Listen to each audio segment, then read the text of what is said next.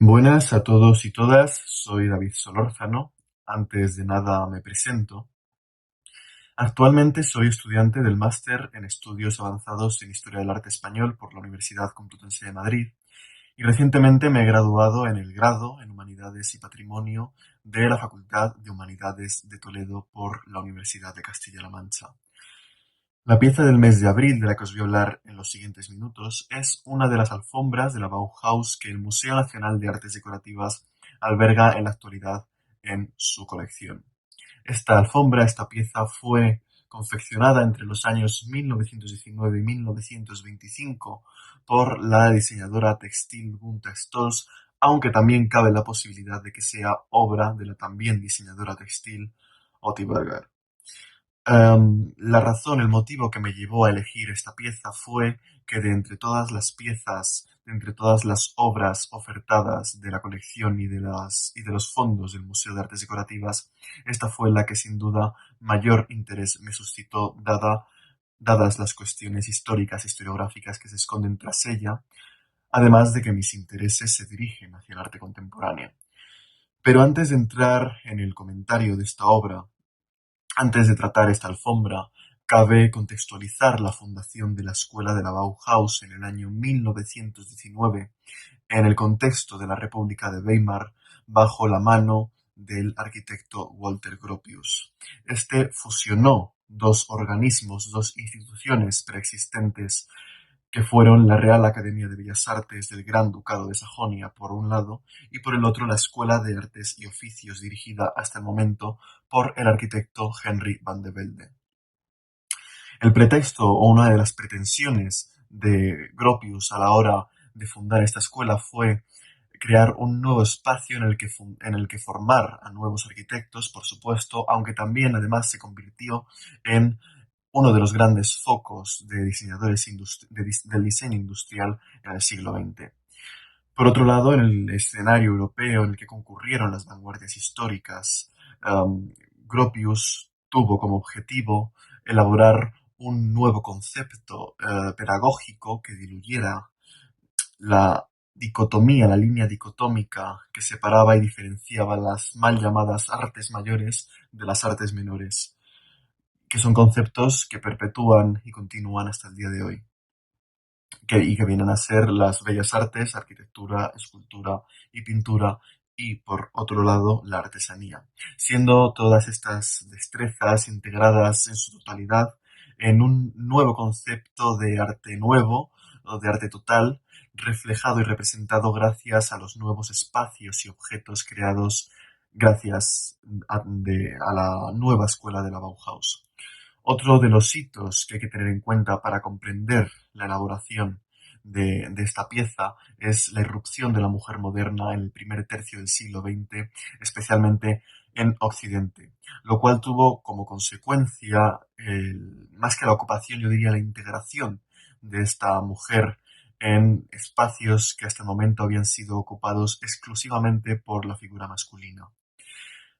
La escuela de la Bauhaus sirve como paradigma de esta cuestión, ya que Gropius plasma en el manifiesto fundacional y en el tercer capítulo de los estatutos de la escuela de la Bauhaus estatal de Weimar la indistinción de género a la hora de admitir a los nuevos estudiantes en la institución. Esto trajo como consecuencia que el 45,5% de las matrículas de aquel primer curso de 1919-1920 fueran de mujeres, algo con lo que Gropius no contaba y que consultaría con el Consejo de Maestros, ya que no hubiese estado bien visto formar a mujeres arquitectas. Por lo tanto, se llegó a la determinación de que éstas quedaran vinculadas a talleres asociados tradicionalmente a labores más domésticas, como el de encuadernación, cerámica y de tejidos, de tejeduría. El de encuadernación cerró sus puertas meses después. El de cerámica, dirigido por Gerhard Marx, a partir de 1922, determinó no aceptar a más mujeres en sus talleres y fue, por tanto, como la mujer quedó restringida, pero no en exclusiva, al taller textil. Y digo no en exclusiva porque hubo excepciones como la de Marian Brandt, que logró ingresar en el taller de metales, o Alma Buscher-Seithoff, que logró ingresar en el taller de carpintería.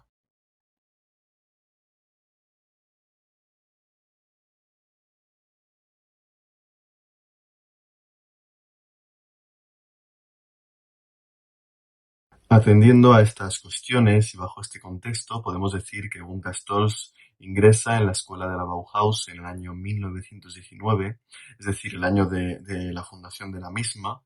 y en ese primer curso de 1919-1920. La diseñadora nace en 1897 en Múnich y es criada en el seno de una familia en que tanto su padre, docente, como su abuelo, que era maestro tejedor, influyeron en ella, le inculcaron los valores y las pasiones que la acompañarían durante su estancia en la escuela y, por supuesto, a lo largo de toda su trayectoria profesional. En 1913 se matricula en la Escuela de Artes y Oficios de Múnich y esto supone comenzar a desarrollar sus dotes artísticas y además también formarse en historia del arte. No obstante, se ve obligada a interrumpir esta formación en 1916 dado el estallido de la Primera Guerra Mundial, donde acude como enfermera voluntaria de la Cruz Roja. Con el fin de la contienda, en 1919 reinicia sus estudios, su formación en la Escuela de Artes y Oficios y a posteriori en ese mismo año ingresa, como he mencionado antes, en la Escuela de la Bauhaus. Al año siguiente, en 1920, mientras atravesaba una crisis personal causada por una ruptura amorosa, el director de la escuela, Walter Gropius, le propone impartir algunas de las clases del taller de tejidos donde ella se había integrado por razones que he comentado anteriormente y ella, por supuesto, accede encantada. Al año siguiente, en 1921, inicia un recorrido, un viaje a la Toscana italiana lleno de experiencias y donde realiza algunos retratos para varias familias para así poder subsistir. A su vuelta, acude a las clases de un reconocido pintor, Paul Klee, de quien bebe y de quien se deja influenciar por esos estilemas, por ese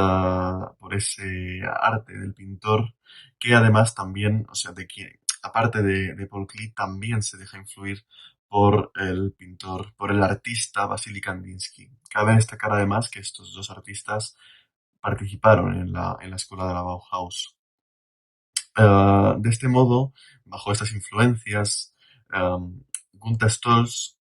se anticipa a las confecciones futuras que van a tener lugar los años posteriores y comienza a diseñar y a confeccionar tejidos de colores vivos y de un corte, podríamos decir, abstracto. Am, en 1923 tiene lugar un hito para la Bauhaus, que es el proyecto de la Haus am Horn, y digo un hito porque es la primera vez en la que concurren todos los talleres, en la que todos los talleres participan a la vez en una dinámica, y en este caso, evidentemente, todas las mujeres que los integraban participaron, y entre ellas la propia Gunther Stolz. En 1925, con el traslado de la escuela a Dessau, em, la diseñadora pasa a ocupar el puesto de maestra artesana que había dejado tras su dimisión Helen Borner. Esta maestra era de un corte más tradicional que Stolz y, y es en 1927 con la dimisión de George Much, maestro de forma del taller, cuando Stolz pasa a ser directora de pleno derecho de este taller de tejidos. Sus reformas y sus intervenciones hicieron que el taller estrechara lazos y se intensificara su relación con la escuela y además introdujo nuevas maneras de experimentar, nuevos materiales, nuevos elementos para la confección que hicieron del taller, aparte de uno de los más exitosos, también el más longevo, ya que se mantuvo abierto desde 1919 hasta 1933 con el fin de la escuela. En 1928, en un congreso en Moscú, conoce al que sería su futuro esposo, el arquitecto israelí Aryeh Sanon, que venía participando, que venía colaborando con el departamento de arquitectura de la escuela desde hacía varios años. Este matrimonio con el arquitecto israelí con este arquitecto judío, le supuso algún que otro problema en su dirección, ya que dentro del taller, con la irrupción, con la llegada, con la emergencia de, al Partido Nacional Socialista Obrero Alemán de Adolf Hitler, las manifestaciones antisemitas cada vez eran más intensas, por lo que algunos de los alumnos del taller de tejidos se manifestaron en contra de este matrimonio, y el que en ese momento ya era director de la escuela de la Bauhaus, Ludwig Mies van der Rohe, salió en defensa de Stolz. Esto no fue suficiente, ya que al final ésta acabaría dimitiendo en 1931.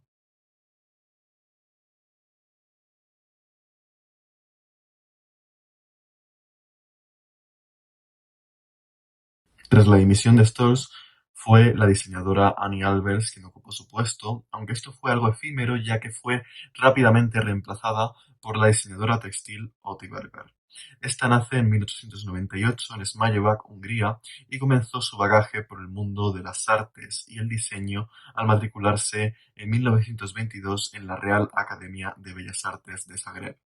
Finaliza sus estudios en dicha institución en 1926 y acto seguido se matricula en la Escuela de la Bauhaus de Dessau en ese mismo año y se integra en el taller de tejidos, donde se deja influenciar por los tintes artísticos de otros artistas como Vasily Kandinsky o Paul Klee, al igual que en el caso de otras compañeras como el de Gunther Stolz que ya hemos comentado.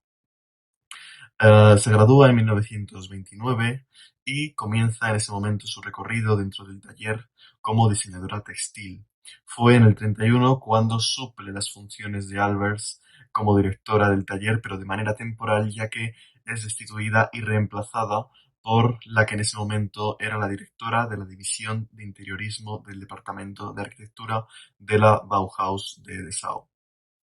Lily Reich.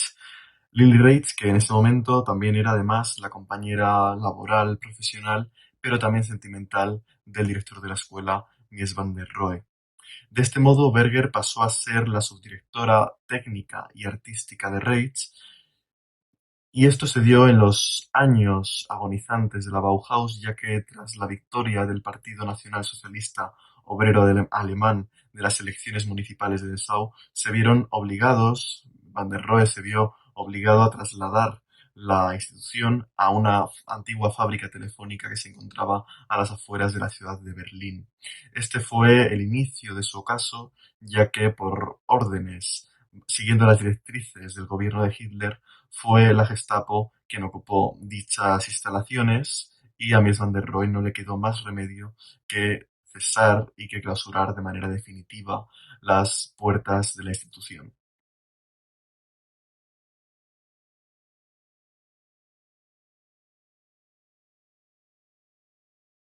Teniendo en cuenta estos aspectos, se puede decir que esta alfombra es uno de aquellos trabajos textiles realizados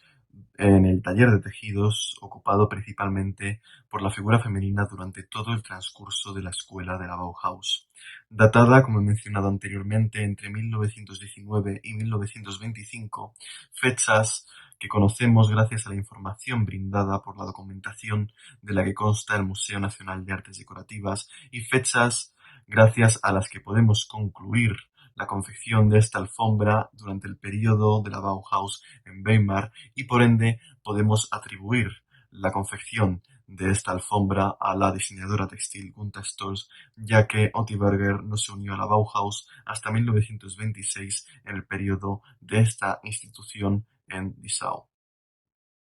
Es un tejido paradigmático, por tanto, para comprender las producciones textiles de la escuela, compuesto en primer lugar por una urdimbre de fibras de algodón y rayón verde y fibras de lana beige, y fibras de celulosa beige, perdón, sobre la que se dispusieron las tramas para formar el tejido con fibras de lana de colores gris, naranja, negro y beige. La solución de esta composición es una alfombra con flecos en los lados, en los extremos menores, decorada con franjas de tonos grises, naranjas, negros y beige.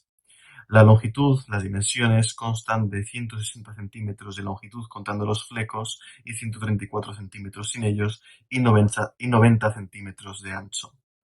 La pieza formó parte de la colección Torsten-Brojan hasta 1999 y fue adquirida por el Estado español en ese mismo año, el 13 de julio. Desde entonces se ha incluido en varios catálogos de exposiciones y actualmente se puede visitar en la muestra semipermanente del Museo Nacional de Artes Decorativas Esperanza y Utopía, el diseño entre 1900 y 1939. Para concluir, se puede llegar a través de esta alfombra a dos conclusiones claves. Por un lado, cómo la creación de la Bauhaus se puede considerar como uno de los mayores hitos artísticos del siglo XX, ya que supuso la revolución de la historia del diseño y renovó la concepción para crear nuevos espacios y objetos. Y por otro lado, la otra conclusión sería cómo tal vez podríamos hacer una analogía de las presiones políticas que sufrió la escuela de la Bauhaus y las presiones que la propia escuela y las dificultades que la propia escuela interpuso a la advenediza mujer moderna. De este modo concluyo considerando cómo dos mujeres y un diseño y la colaboración con el Museo Nacional de Artes Decorativas me ha acercado y nos ha acercado a la idiosincrasia de la Bauhaus y también a la figura de esas mujeres modernas integrantes de la institución, de esas mujeres modernas a las que hay que estudiar, esas mujeres modernas de las que hay que, por supuesto, hablar, porque de lo que no se habla se olvida y lo que se olvida se margina. Muchas gracias por su atención.